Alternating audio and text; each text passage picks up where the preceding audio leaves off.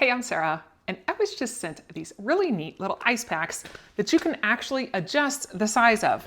So these are about 14.5 by 10.5, but you can easily cut them to be whatever size you need. So you just take your scissors and you follow along the lines, and then you can easily put them into whatever bag you're wanting to. And you can actually look up close on those and see just how thin they are. So they are not gonna take up much space at all on there. So that way, whenever you're traveling or you're putting it, say, into your lunchbox here, you can easily stick it inside a lunchbox. And I mean, you can add plenty of food on there if you're wanting to add other things. It's about 0.3 inches thick. And you can even use it to like wrap up a soda or put in the bottom of a big container.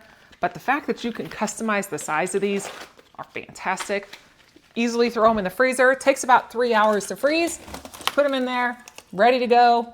Fit in there nicely. Again, don't take a whole lot of space, but these are some great ice packs that you can get out, wrap them around sodas, do whatever you're wanting to do. Be great for any occasion.